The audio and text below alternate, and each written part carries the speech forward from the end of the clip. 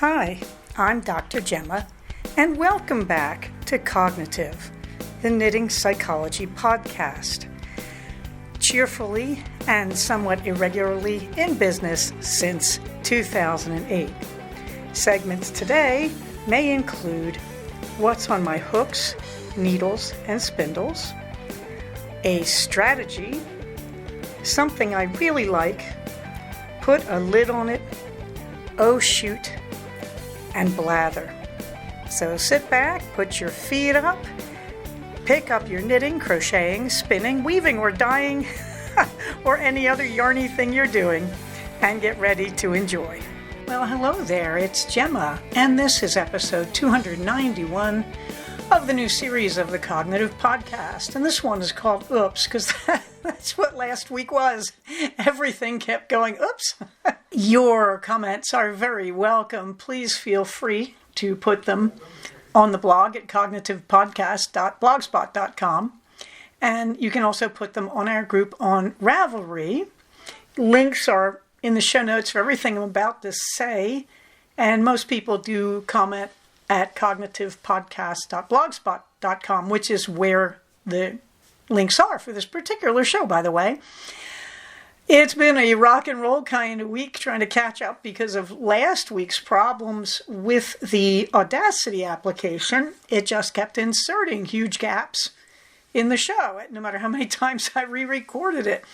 It was horrifying. So I finally did work out a way to get it pieced together and issued it right after I sent out a note saying that I couldn't get it pieced together and issue it. That's the kind of week I had. Meanwhile, in the show notes, you can see a picture of what looks like a church. It's actually the main hall of LA Union Station, jammed with people for the World Cup watch party this past Sunday. As I record this, by the way, it is Thursday, July 2nd at 10:26 a.m. And hopefully this will upload on July 4th. And so I'm going to wish you in advance a very happy July 4th and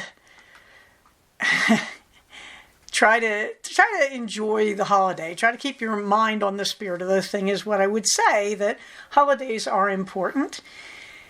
And anniversaries in our history are important, and you want to try and keep your focus going there for a day is what I would say, because patients keep asking me this, like, I am down, or these things seem to be going wrong to me. How do we celebrate this? My answer is with a good barbecue. We have plenty of time for our issues. Let's have a holiday here in the States. Those of you not in the States, have a great July 4th anyway. I want to thank those of you who came to the States for the World Cup, because you've really been wonderful in so many ways, and it was beautiful to party with you in a positive way. And I think a lot of you got a different view of America than you might be getting from the news. If you're wondering, Americans are interpreting it as, why do the politicians want us to be at odds with each other and with the rest of the world when the people who came to visit us for the World Cup were so lovely? Food for thought. In the meantime, in the warm thanks department, thank you, DC Elaine Knits, who talked about easy starts to exercise programs. And I really appreciate this because, as I keep saying over and over, I'm 65 and I'm running, and I'm very proud of that. But you can't, at my age, expect everybody else to just throw their hands up in the air and go, well, there it is, Gemma's running, let's all go out and run. I have to say first, as a lifelong runner, I took bathroom breaks. Okay, that's a joke. I love that joke. Just roll with it. As a lifelong runner, I am here to tell you, I don't think everybody should run. I've seen people do glorious fails, and then they hate exercise, and they blame running and all that sort of thing. I think there's a type of exercise suited to everyone, and you have to go find it. Humans, biologically speaking, humans are built to walk, and we're built to walk great distances over rough terrain. So I think the default for normal human bodies is walking. But, also I have to say, I'm 65. I have patients younger than me who can't walk, or they certainly can't walk great distances. So, when you get to a certain age, you realize you're dealing with luck, and you have to hope your luck continues. So, from that perspective especially, I want to thank Elaine for her comments over on the blog that There are different ways to start. There are easy programs. There's a lot of guidance out there on the internet, by the way, on how to start. And I'm going to tell you, based on my experience as a clinician in psychology, if you do 5 minutes of chair yoga a day, you're doing more than most people I know do. Okay, so please go find your easy start. Please don't let what I say and I'll shoot turn you off. This is me trying to maintain what has been a very successful personal strategy for myself. So thanks, Elaine. I appreciate that. Chris, happy birthday to you, and thank you for the book, Rex. Yes, I know, Jeeves and Wooster. I'll go back to them because you say so. I think I have to lighten up a bit, and I cannot off the cuff remember the other book, Rec, and I'm going to go look at it a little bit later, because starting this evening, I've got 10 days to relax and look at things like that. Thank you, Chris. As always, it's a joy to hear from you, and happy solar return, and may you have many more with your beautiful kids. I had a little sock crisis this week. I realized a few of my socks, I'm not sure why, got ripped in half. I can't figure out what happened there. And I was panicking because I thought, my Lydia's pinks. No, I found them. They are healthy and in fine shape. And I would like you and the simply beautiful Lydia to know every time I look at those socks, I think of you all down there in Aussie, and I wish I could get down to visit you. I'd also like to thank my communities on Finch, on Reddit, on the ground in the Santa Clarita and Antelope Valleys, and most of all, you all who are listening. Where are my birds? One's in the Galapagos Islands. Oh, the other one's in Sydney. Wish it was me, not the graphic bird, you know? Cognitive Fiber Retreat 12. It is coming up on November 7th. I have my hotel reservations. I hope you have yours. I have no idea who's coming because next week I'll be sitting down and trying to sort all that out. If you want to sign up, the information is in that link in the show notes. And there's a little bit of information right there in the show notes how you do it. Let's not forget that our own Loretta 1031 is continuing her crocheting club, which is highly successful for the kids at her school. So she also needs donations for that. All right, having said all that, moving on. Hey, Gemma, what's on your hooks and needles? Well, you may remember that I am working my way through the pile of sock yarn scraps on my desk. Believe it or not, we are down to 2 scraps that I simply did not include when I should have on other sock yarn cows. So I finished the cow in the neons, which I thought was going to be clown vomit-alicious. No, it's actually kind of handsome. It's not my colors, but I have to admit I quite love it because I do love bright colors. So you can see a picture of me wearing it with a gray t-shirt that will come back into this narrative later. And all I can say is, sure, you're thinking, Gemma, don't ever wear that collar again. Gemma, it makes you look dead. Gemma, you're turning yellow. Gemma, yeah, I know. But I love the thing. And these are wonderful, wonderful things to have around the house. And on a cold day, you just grab one and sock it around your neck. I noticed this week as I'm doing a bit of a yarn toss to clean up my office, I found that I have 2 of the old ones hidden in one of my yarn boxes right at my knees. So apparently I was thinking of keeping them around to toss on in the office. I love these things, but they really have an appointment with the local clothing drive because I love them, but I don't need 7 of them. In progress, the stash toss is now at 25 skeins in and 52 out since January 1st. I'm very pleased about that because I have a lot of other projects that are going to take out 4 or 5 skeins at a time. Those projects are stalled as I work on the Clean Off the Desk project, but I did pick up, and it's not listed here, my embroidery that I started many years ago in the Job from Hell, and it's a Pennsylvania Dutch embroidery, a distal fink pattern, and I really want to finish it because it's just one thing to get out of the queue, and it's probably the oldest project that I've still got paused. I also worked on the Bloodroot tee. I finally finished the collar.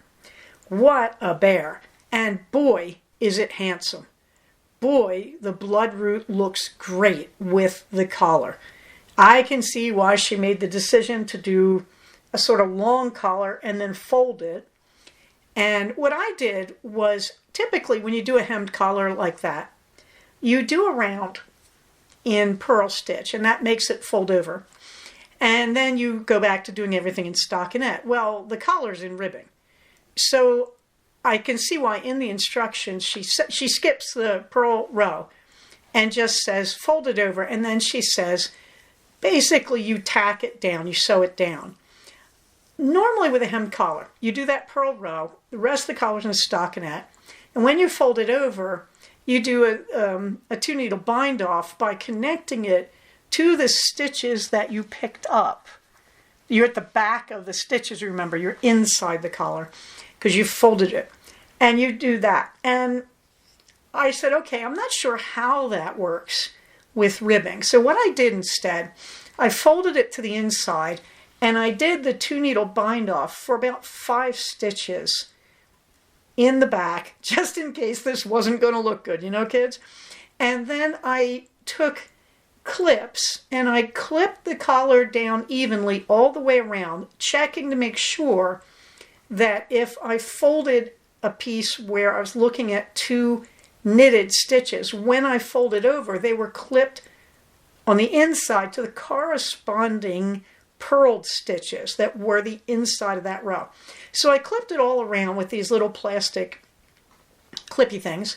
And these are the stitch markers for crocheting that look like safety pins. So I used those, and I did a lot of them.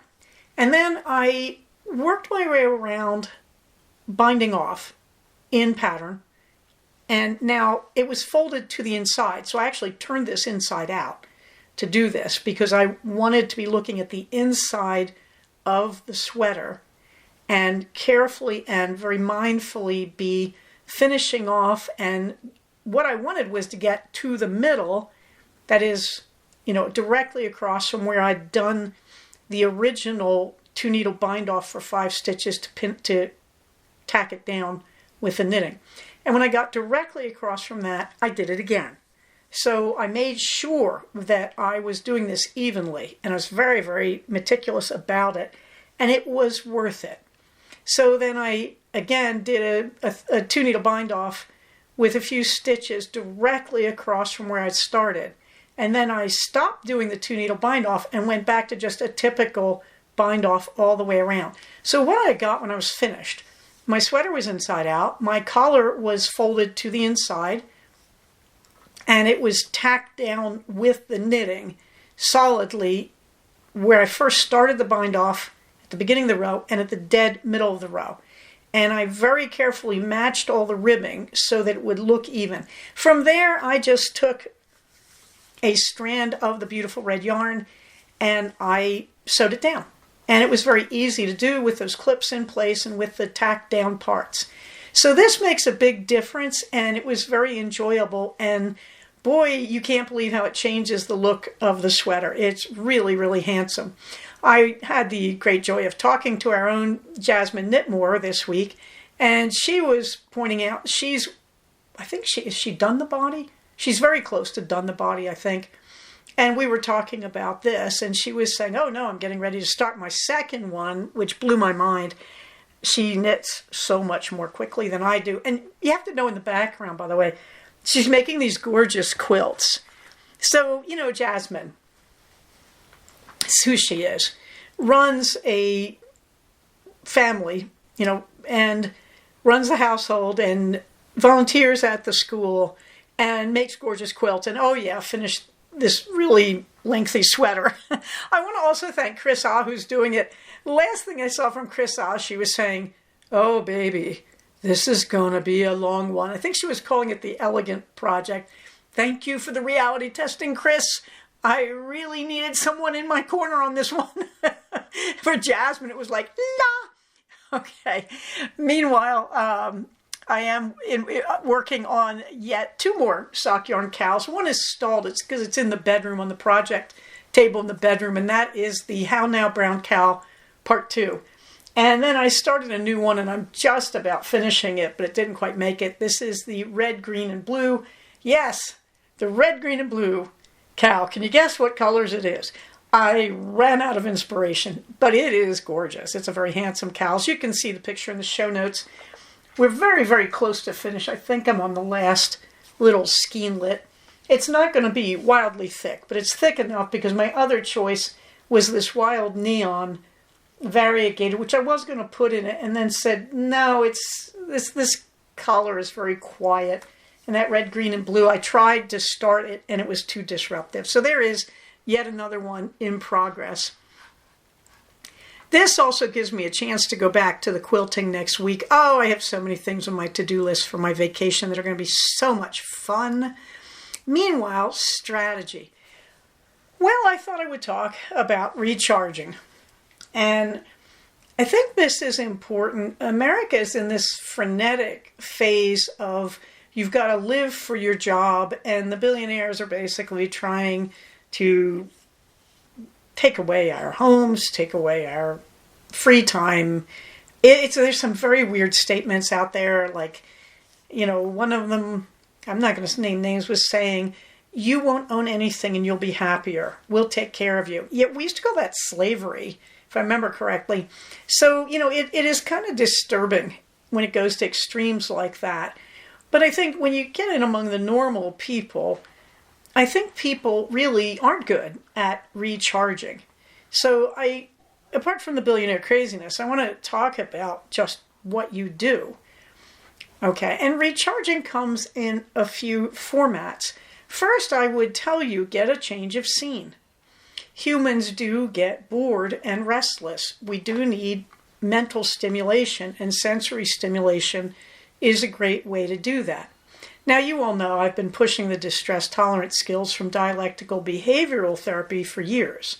So you can hear me talking about the distress tolerance acronym ACCEPTS, which is basically go do something different.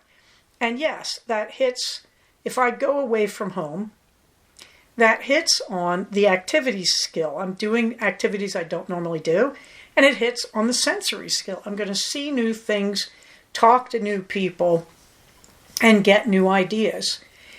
For those of you who are prone to writing and you enjoy writing, this is why writers have writing retreats where they just go off into the woods for a while. They're just trying to get strong sensory change. And that is a great way to refresh and to get creative inspiration. But it's also a great way to rest. Now, the other thing about recharging is what I would call the direct opposite of that. Lie down and go to sleep. My patients keep saying to me, where are you going next week? And my answer has been, well, first I'm going to bed. And when I wake up, I'm probably going to stretch, take a hot shower, go for a run, and then I'm going to have a nap. After that, I'll have lunch, and I'll probably lie down for a while, take a load off, snooze. And then I'll make dinner, and then I'll go to bed early. And, this is the joke. I actually do have some plans. You'll hear about it next week when I sound a lot more unhappy because I'm looking at going back to work when you hear this next week. Okay, but recharging also is resting. And I'm sorry because a statement from a recently departed loved one, Gigi, is going through my head now. We'd go to Stitches and we'd be up to these insane hours talking, and Gigi would scream, you'll sleep when you're dead, and yeah. Okay, but I have to say, as a diabetic, I'm sorry, my love, Gigi, I'm sorry to say this, but as a diabetic, I actually have to protect my sleep. When you don't sleep enough, you raise your blood sugar. That's really important if you're me and you have to keep your blood sugar down, but that's also important because, again, if you're always cutting your sleep so you can get other things done, that's not safe. That is highly correlated with developing type 2 diabetes. Yeah, I'm the person who got through most of my life on 5 to 6 hours a night. You should listen to me about this. I know what I'm talking about here. So, it is a good time when you're in a recharging week, when you have a vacation week, to catch up on sleep. But even more important, when you're recharging, you need to get your sleep back on as much of a daylight darkness schedule as you can manage. Now, if you're listening to me in Scotland, as I discovered when I lived there. That isn't easy in the summer because you get hardly any darkness. In fact, I was up north, I believe, during the solstice one summer, and there was no darkness. It was just simply this weird, muzzy kind of orangey yellow sky, but there was no sun in it. Okay, that's true. That some of us live in environments where that's harder. As I'm closer to the equator these days than I used to be, it's easier here in Southern California. But humans are built to run on a daylight darkness sleeping schedule. At the same time, we run on, are you ready for it? A 25-hour metaphysical cycle. Why 24 hours? Since our planet has a 24-hour day, not a clue. Nobody knows. Isn't it weird? But what that means is you do have to, usually about twice a year, you have to get yourself back into a healthy sleep schedule. And vacations are great for that. So hence, as a therapist myself, I try to take a week in June or July, and I try to take a week in the end of December. And so the recharging I'm talking about is sensory refreshment. Go out and change your environment. Go for a hike in the woods. Go stay somewhere else. And in the meantime, the other recharging is to get your sleep back on track. You have a chance here to do a reboot on your body and your life. And that's a lot to ask of a 1-week vacation, but I'm over here in the corner trying. Meanwhile, in our shoot, ouch, I fell. I was running. This is embarrassing, but I got to tell you this. And I know some of you are like, oh, Gemma, you're kind of old to be doing that. Yeah, believe me, I noticed that. But it is very funny in its own way. Now, I've been running since 1970. I can count the number of times I have fallen on the fingers of one hand. I still have 5 on each hand, so you can pick which hand that's going to be. I think the one I did last week, it seems to me that's the third one I remember. I'm sure there's a few more, but darned if I know. And it was just pointless. I was running on asphalt. It wasn't flat. It was close to flat. But it was a grainy, churned up asphalt. And an SUV was coming up behind me. And I think I looked over my shoulder at it. I just didn't lift my left foot enough. That's all I can say.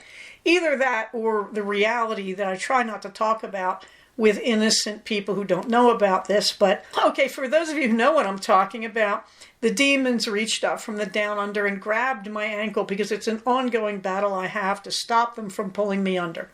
The rest of you just act like you didn't hear that. All right, but anyway, I was running so slowly. I was on my last run of my intervals. I was running so slowly. I'm going to give you the audio tape of my thoughts. Hey, what? I'm falling, aren't I? Oh, better put my hands in front of me. And I hit. And I landed on all fours, which was very lucky. I did not land on my kneecaps. I landed on just under the kneecap. And I just got scraped. It really was so minor. The heels of my hands got a little scraped. I could tell I had landed on them. Strangely, there was some kind of rebound effect because later that day I had these giant bruises on, if you can believe this, the insides of my thighs, both sides directly across from each other. I can't figure that one out. They're still with me. The scrapes are just about healed. It's been about a week now. And ouch. But the interesting thing was, first, there were 2 cars going by me. Nobody stopped. I don't think they actually saw me, to be honest. Second, I happened to be near a handy freestanding mailbox. So I landed on the ground, and right away I knew I haven't really hurt myself. This is okay. I was a little achy, and I got up, and I stood up right away and leaned on the convenient mailbox, leaving no blood on it, I may mention, because I'm not into committing horror stories upon my unwitting neighbors. And I sort of stood up and dusted myself off and leaned over and looked at my knees and said, no, they're okay. And I was a little sore on the inside of the left knee. One of the tendons there got a bit of a yank. And I said, okay, let's see where we are. Well, first of all, I was on a walking interval. So I walked. And then I realized I have one more running interval. I thought I was on my last. And I ran the running interval and was just fine. It was, I think, 2 minutes or something. It was just fine. And so then I walked the cool down session up the hill to my house. and was fine. And it was great. I took a shower and my husband babied me and patched up my little knees and put gauze pads on them, taped them on. And that actually was a really good idea. I was achy for the rest of the day, but nothing terrible. Meanwhile, I went to give blood. Why is blood donation in the Auschwitz section? Your guess is as good as mine. I guess because I consider it a way of thanking the universe that I'm still able to do some athletic output. But this was a particularly nice one. I went over to the blood donor place on a Saturday morning, and there was nobody there, except the 3 people who worked there.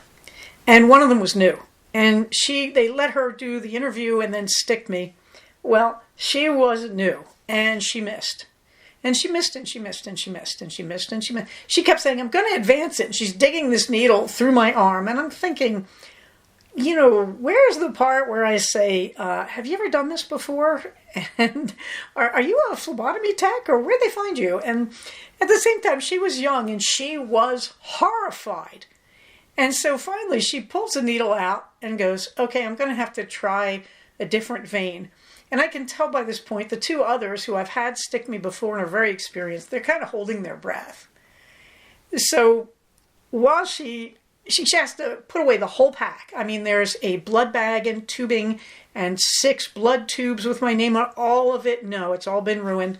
So she packs all that up and bandages me up and says, okay, and she walks away. She said, I'll be back. And I know she's just nervous, and she's walking away, and I felt so bad for her.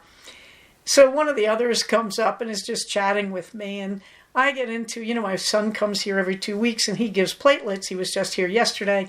And the other 2 are like, we had this discussion before, didn't we? Who is he again? So while we're talking, I joked about he's an O-positive donor. O-positives, they want anything you'll give them. They follow you like a bunch of crazed vampires. Because O-positive, you can give whole blood, you can give platelets, you can give power blood donations. I'm just a pathetic A-positive, and I can't give platelets either because I have the antibody that interferes with that. So all I can do is give whole blood once every 2 months. So I was griping about this and saying, they give him t-shirts and all these things, and I never get anything, and I would give platelets if I could, and I really tried. And so the older woman laughs, and she says, we have some t-shirts in the back. I'm going to get you one. And I was so appalled. But hey, I jonesed for a t-shirt. I got a t-shirt. So anyway, my poor tech comes back, and she gets it on the first stab with the other arm. And I know they all think I'm being really nice. And so the nice lady gave me 2 t-shirts, and you can see them in the picture. One is just a standard Red Cross t-shirt. It's got some saying on the back. And the other one is a winter blood drive shirt about snowmies, and it's got, yes, a drop of blood in a scarf standing next to a snowman. I'm not sure about that drop of blood. I'm hoping that there aren't queasy people who look at my shirt, figure out what it is, and pass out. This does concern me. Some people can't handle it, but nonetheless, there I am in my t-shirts that I just sort of shamelessly begged off the Red Cross people, and I'm so grateful for them, and they're both long sleeve and wonderful. Upcoming, my next race is the Tehachapi Mountain Gallop 5K, as far as I know.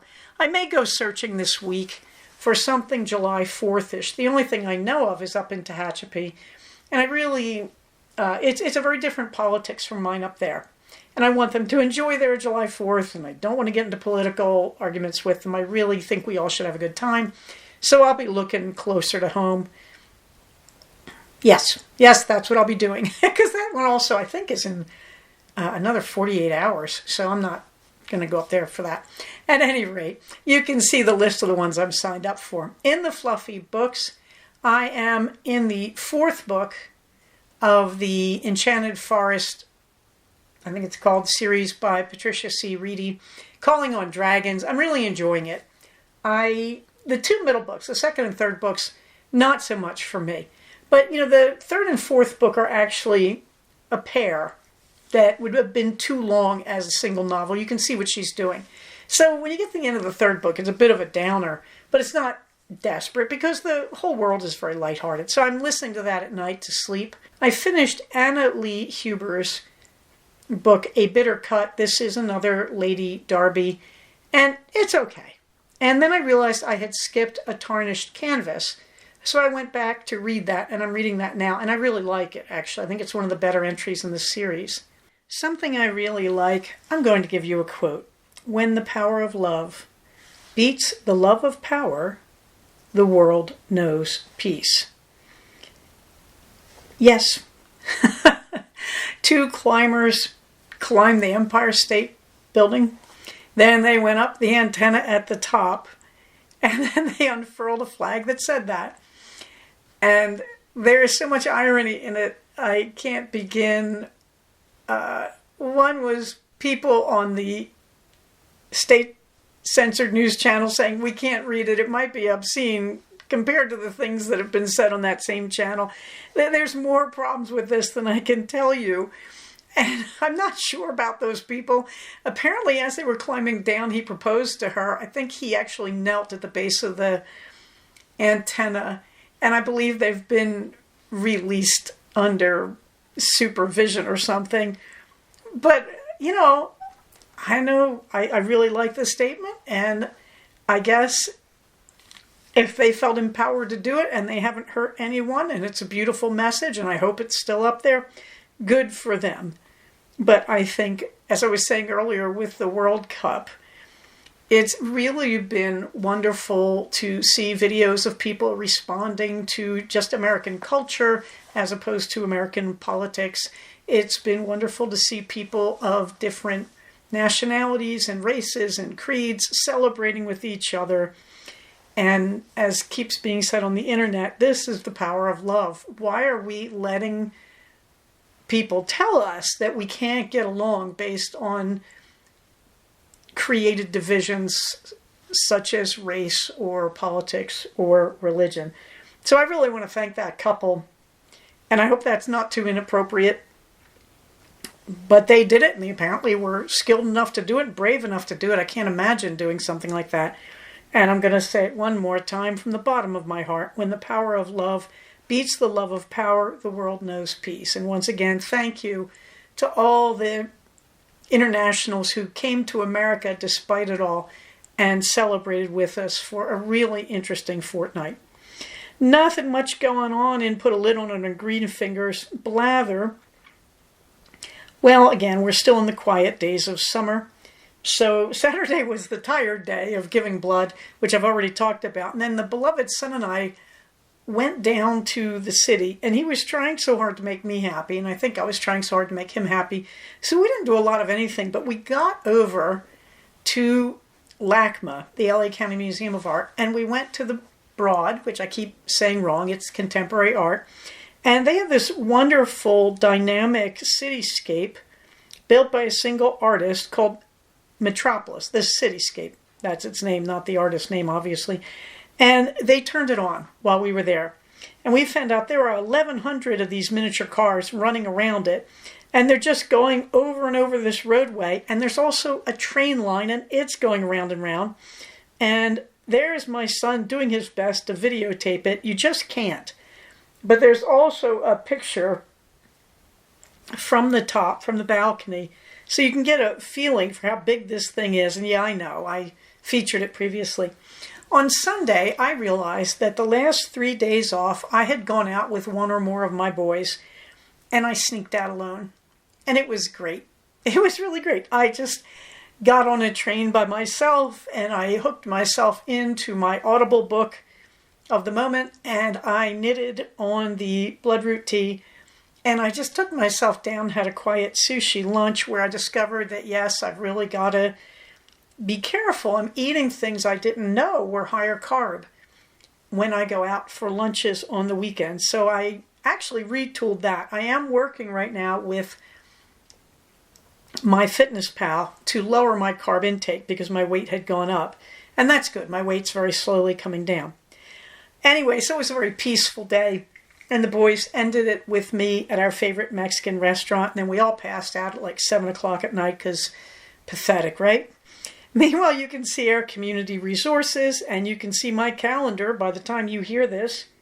I should be well into my vacation. I just have to make it to tonight. I will be seeing patients in another hour. Cross your fingers, 5 more patients. But we're working on it.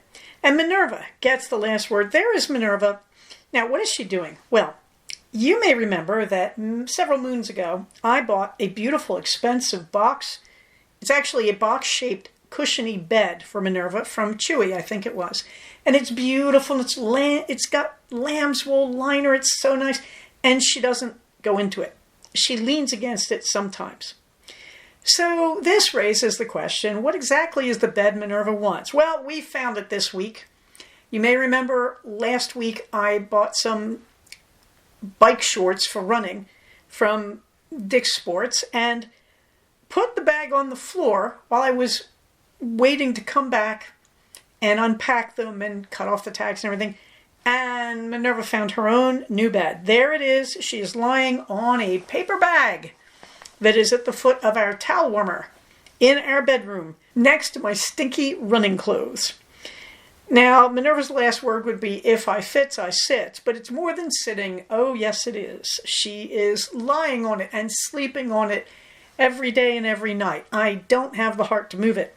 But this week when I am cleaning the study that I am now sitting in all its clutter, I'm going to take that bed out and I'm going to give it to some pet shelter. And Minerva gets her paper bag.